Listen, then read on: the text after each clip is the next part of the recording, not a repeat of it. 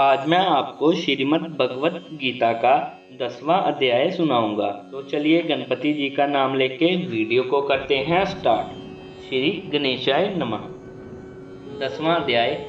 श्री भगवान ने कहा, हे महाभुज, फिर भी मेरे परम वचन सुन। जो वचन हित कामना से तुझ प्रीति करने वाले को मैं कहूँगा।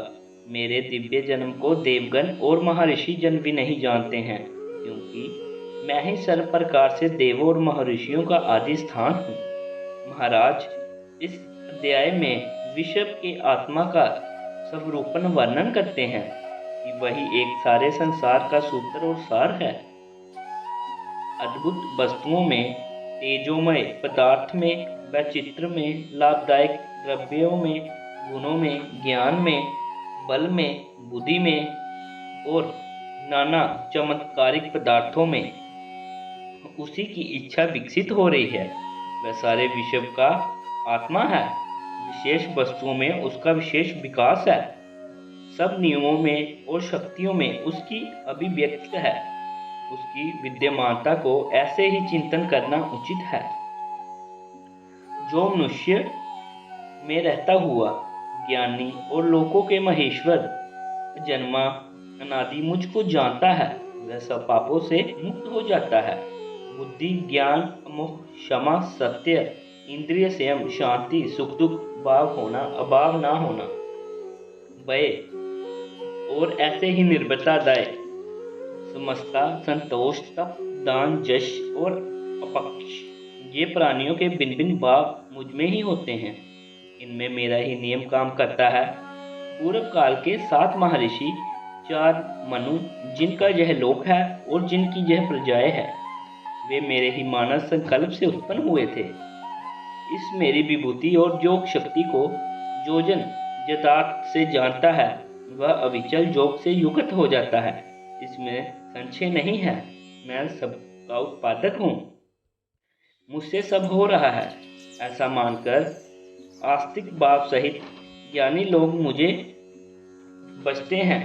मुझ में चित्त लगाने वाले, मुझ में प्राण अर्पण किए हुए जन एक दूसरे को समझाते हुए और मेरा ही नित्य कथन करते हुए संतुष्ट रहते हैं और आनंद मानते हैं। उन निरंतर योग युक्त प्रीति पूर्वक बजने वालों को मैं बहुबुद्धि योग, निष्काम कर्म योग देता हूँ, जिससे वे मुझको प्राप्त हो जाते हैं। उन पर अनुकंपा करके उनकी आत्मा में रहने वाला मैं उनके अज्ञान से उत्पन्न हुए अंधकार को ज्वलंत ज्ञान दीप से नष्ट कर देता हूँ।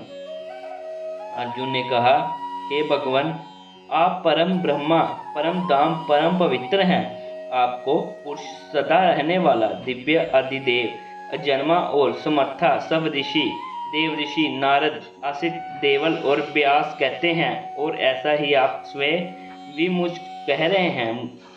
हे केशव, आप जो मुझे कह रहे हैं वह सब मैं सत्य मानता हूँ। हे भगवान, निश्चय से आपके सब रूप को ना देव जानते हैं ना दानव। हे पुरुषोत्तम, हे प्राणियों के उत्पादक, हे प्राणियों के ईश्वर, हे देवों के देव, हे जगत के स्वामी, आप स्वयं ही अपने आप से अपने आत्मा को जानते हैं। आपके स्वरूप में मनुष्य की बुद्धि की गम्यता नहीं। जिन विभूतियों के द्वारा इन लोगों को व्याप्त करके आप रह रहे हैं, वह सब अपनी दिव्य विभूति आपको कहनी चाहिए। विभूति से तात्पर्य ऐश्वर्य से है। हे जोगिन, आपको सदा चिंतन करता हुआ मैं कैसे जानूं? हे भगवान, और किस किस रूप में आप मुझ में चिंतन किए जाने चाहिए। हे जनार्दन, अपने योगबल और अपने ऐश्वर्य को फिर विस्तार से मुझे कहो। निश्चय से इस अमृत को सुनते मुझे तृप्ति नहीं होती। श्री भगवान ने कहा, हे कुरुश्रेष्ठ, बहुत अच्छा, मैं अपनी मुख्य दिव्य विभूतियां तुझे कहूँगा। उन मेरी विभूतियों के विस्तार को तू अंत नहीं है। हे गुडाकेश, सब प्राणियों के अंतकरण में रहने वाला मैं आत्मा हूँ, और भूतों का आदि, मध्य और अंत मैं ही हूँ। सूर्य में विष्णु मैं हूँ, ज्योति में किरण सहित मैं रवि हूँ, वायु में मरीचि और नक्षत्रों में मैं हूँ चंद्रमा हूँ।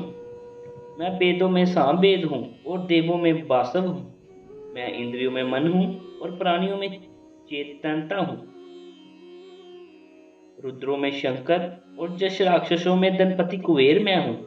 मैं वसुओं में अग्नि और पर्वतों में मेरु हूँ। ये बात पुरोहित में प्रधान पुरोहित बृहस्पति तू मुझे जान। मैं सेनापतियों में कार्तिक स्वामी और सरोवर में सागर हूँ। मैं महर्षियों में भृगु और वाणियों में एकाक्षर ओंकार हूँ। मैं जगों में जपयज्ञ और स्थावरों में हिमालय पर्वत हूँ। मैं सब वृक्षों में पीपल और देवऋषियों में नारद हूँ। गंधर्वों में चित्ररथ और सिद्धों में कपिल मुनि मैं हूँ। घोड़ों में अमृत से उत्पन्न उच्च श्रवा तुम मुझे जान। हाथियों में ऐरावत, मैं मनुष्य में तू मुझे राजा समझ। मैं शस्त्रों में वज्र और गौ में कामधेनु हूँ।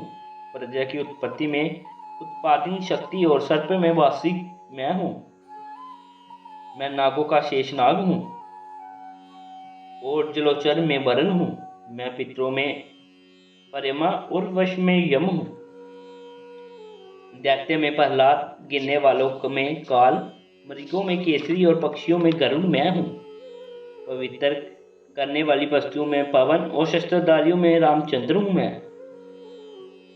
मैं मछलियों में मगरमच्छ और नदियों में गंगा हूँ। हे अर्जुन, सृष्टियों का आदि मध्य अंत मैं ही हूँ।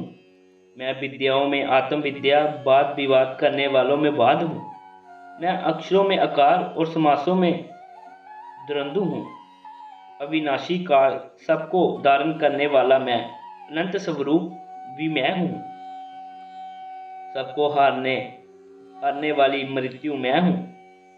होने वाली वस्तुओं का उत्पादक मैं हूँ।